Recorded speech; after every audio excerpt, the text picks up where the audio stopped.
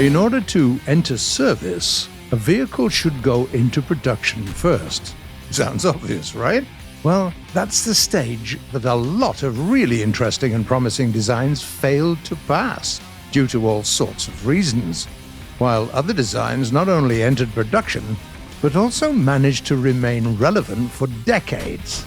Today, we're going to discuss vehicles belonging to the latter category, the most produced tanks of War Thunder, the legendary T-72, the T-34, the Sherman, and many others.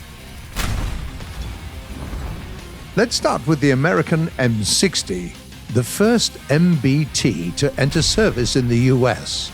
Counting all the variants from the early M60A1 to the highly advanced Starship, armed with a complex missile system, around 15,000 of those tanks were made in total. The M60 was designed to be easily upgraded, allowing it and its variations to remain in service for more than 3 decades.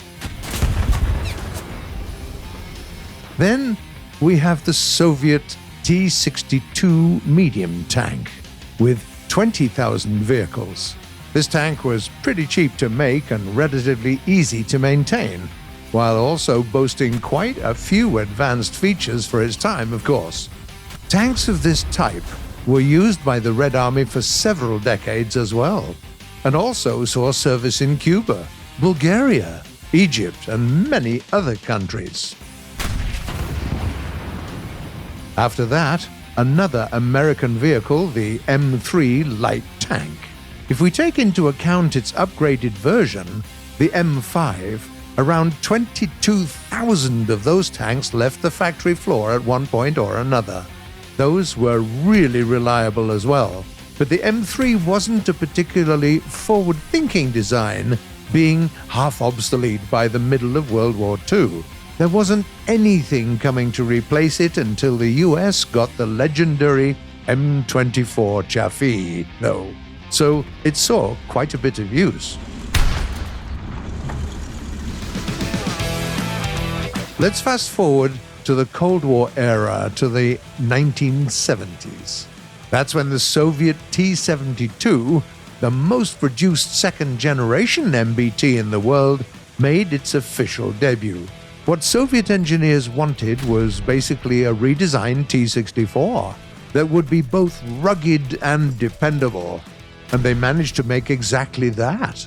For quite some time, the T-72 was the tank when it came to getting the best bang for your buck, or ruble in this case, and around 30,000 of those were made. By the way, it's still in service in many countries, from Russia to India and Finland. It's time for the big league. The third most produced tank in history is the M4 Sherman, the staple of the American Army during World War II. Any combat scenario, any theater of operations, the Sherman killed it, remaining an effective counter to German armor right up to the end of the World War. It was pretty affordable too. All in all, around 50,000 of those beauties were made, including Lend-Lease Shermans used by the USSR and other Allied nations. In second place, we have a truly legendary vehicle, the Soviet T-34 medium tank. Great performance, easy to ship, and relatively cheap to produce. During the war, T-34 tanks were manufactured all around the Union, and after the war, under license, its production was restarted in many countries of the Soviet bloc. If we throw in the T-34-85 variation, there were more than 65,000 tanks made. A very impressive figure, to say the least. Finally, we get to the most produced tank ever. It also hails from the Soviet Union. We're talking about the T-54, obviously. It was approved for mass production a few years after the end of World War II, meaning that it incorporated all the experience gained during the war. As a result, It was a vehicle with an excellent armor arrangement and a powerful 100mm gun, which was also just as easy to build and maintain as the legendary T-34. Counting all the variants, like the Chinese Type 59, around 70,000 of those tanks were built throughout the years. Can't compete with that. Every vehicle mentioned on the list played a very important role in their respective armies. Yeah, you could say that they were just workhorses.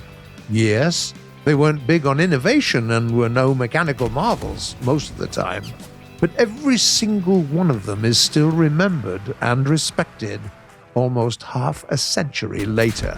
What are your favorite, most produced vehicles? Have you ever seen them in real life? Or at a festival? Or maybe displayed in a museum? Please, tell us in the comments below.